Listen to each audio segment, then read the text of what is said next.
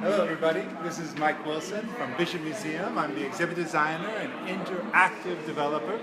You may notice it's kind of noisy in here because Journeys is a very exciting, dynamic, and noisy environment. So we're in the Journeys exhibit, and today we're going to talk about rocks. Now you may think, rocks, not technology, right? Because this is Tech Tuesday. But I do want to say something. This right here is a pencil.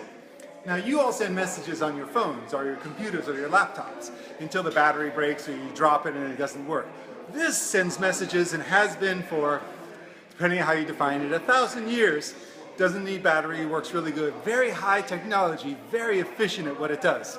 So are rocks. This isn't a rock. This is Ethafoam. We'll get to that in a second. But this interactive that you're looking at right here is about dry stacking. And particularly, it's about dry stacking on nihoa, or hana pōhaku, stonework. So this is a guy, Peleke Forest, right here, and he is one of the greatest living dry stackers, or hana pōhaku artists, or artisans, or living practitioners. And he says that everything is all on gravity and technique. You cannot just put the rock any way because you got to watch where the rock going tilt over. And I cannot stress that enough. Without gravity and also without the shape and knowing the shape of the rocks, you can't create a dry stack. And so we've created dry stack that is safe and child-friendly, but also gets into the essence of what dry stack is. Now you notice in this picture right here, which is a drawing of Nihoa, which is one of the Northwest Hawaiian Islands, which at its most, maybe 150 people lived on. But most importantly, they did live there. That's what this represents. These are dry stack agricultural terraces which currently exist, and they found the remnants of sweet potatoes. So they probably grew whole crops of sweet potatoes on Nihoa. So they had to have dry stacking specialists, and when you're a dry stacking specialist, not only do you not need to understand which is the right side of the rock that faces upward, how does it relate to all the other rocks, but also sometimes you have to shape the rock with other tools to get it to fit in properly into its place.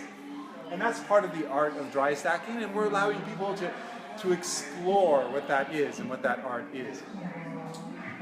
So one other thing I want to mention is that when they found these dry stack terraces, they found next to them these other small shapes, also dry stacks, not terraces, not completely sure what they were, but one of the hypotheses, one of the things they think they might have been is sort of hen houses, little houses to hold birds, so that they might have kept birds there as sort of a protein supplement. So imagine a dinner of boiled sweet potatoes and fried chicken, or fried albatross, or fried tern, or something along those lines, something that lives, some sort of bird.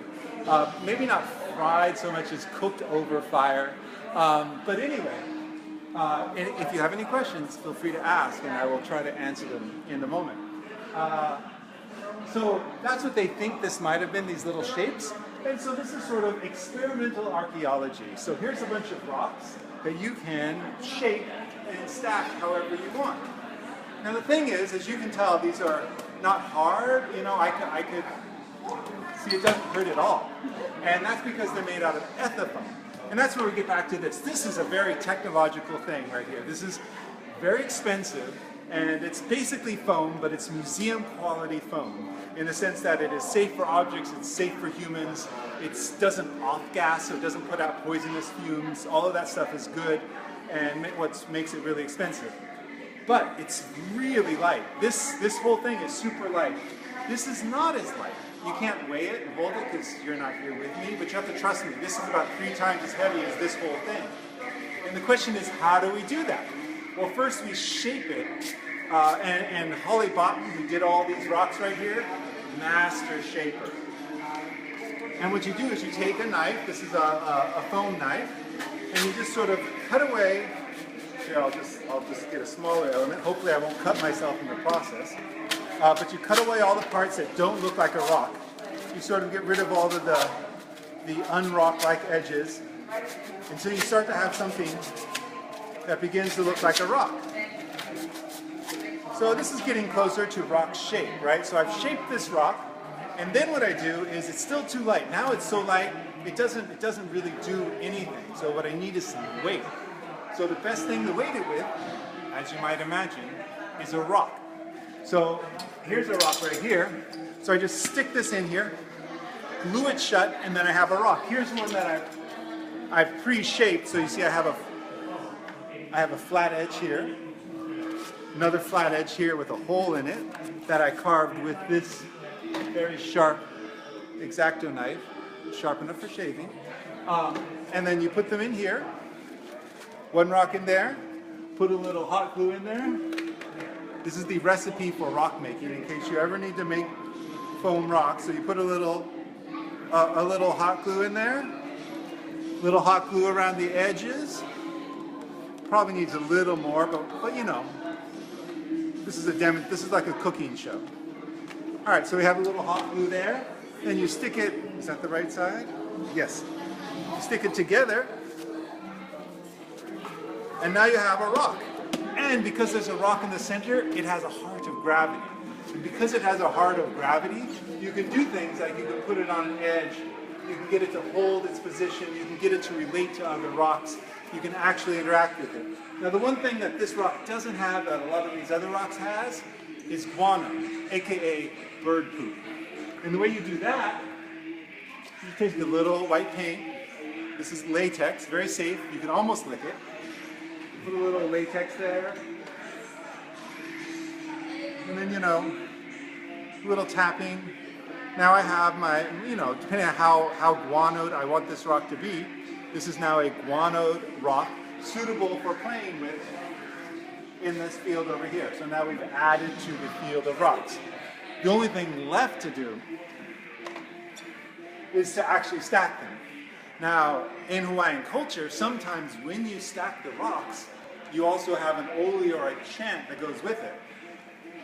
Right now, there's a guy named Marcus, or Hanale Marzan, who is chanting this oli hana pōhaku, or chant for stoneworking, and it's talking to Kane, and it's saying, as you move, I am enlightened.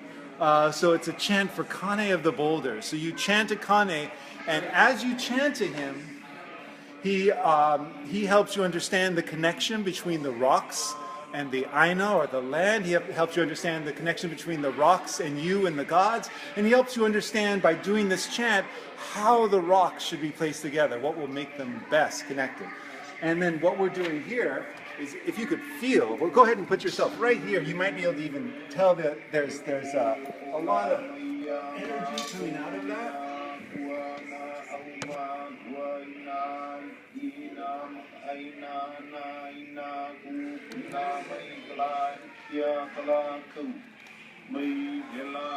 And you can see in here, I